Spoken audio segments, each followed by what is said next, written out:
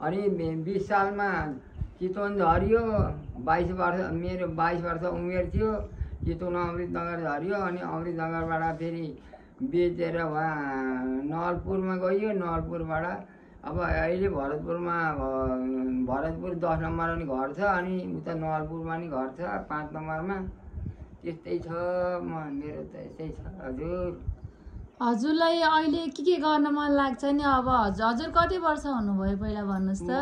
म जाने 84 वर्ष अब लागे। पुस महिना हो 83 पुरा भएर 84 लागे अहिले माघबाट।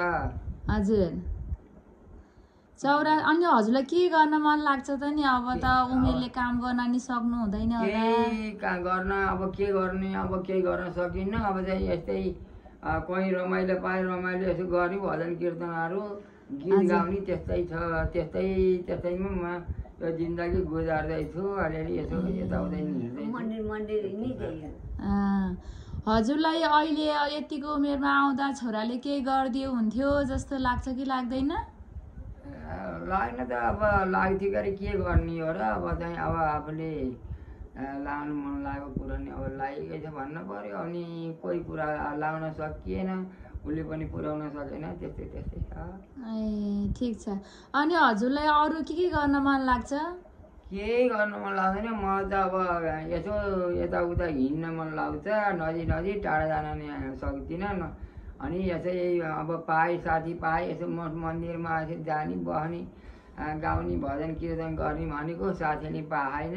हाम्रो गाउँमा 4वटा मन्दिर त छन् तर साथी पाइनँ मैले। अब त्यसरी गएर गाउने बजाउने गर्ने मेसो मिलेन। अब त्यस्तै भयो। पहिला हजुरले त एकदम राम्रो गीत गाउनुहुन्छ, धोरी गाउनुहुन्छ नि सुनेको थिएँ मैले।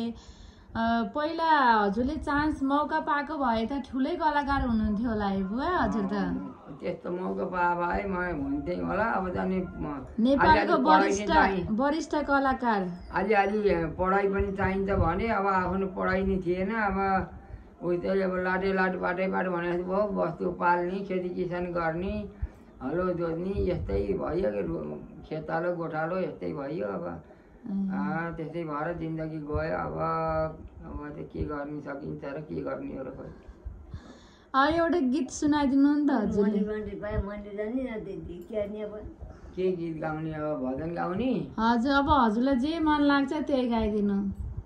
हे कैलाशका शिवजी अयोध्याका राम वृन्दावनका राधा कृष्ण दर्शन गर्न जाम।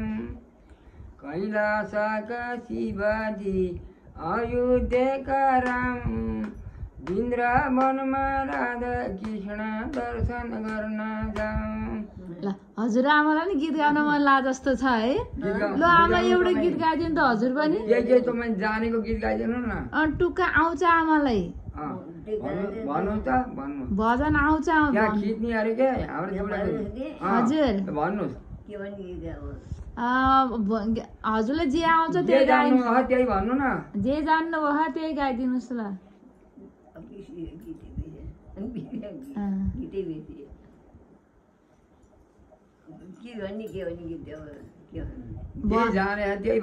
भजन हजुरले सोस्तानीमा गीत गाउनुहुन्थ्यो नि आमा। माथि टुक्का निकाल्नुहुन्थ्यो। सोस्तानीमा भन्ने टुक्काहरू निकाल्ने भजन एउटा गाइदिनु न। भजन गीत गर्न त मन्दिर जान सकिएन। अब सोस्तानीको गीतलाई भइहाल्यो नि भन्छु। आमाले नि कहिलेकाहीँ त गीतहरू गाउनुहुन्छ राम्रै गर्नुहुन्छ। ल अब एउटा हजुरको अब दिदीको बारेमा गीत गाइदिनुहोस् न त हजुरले। के कस्तो गाउँ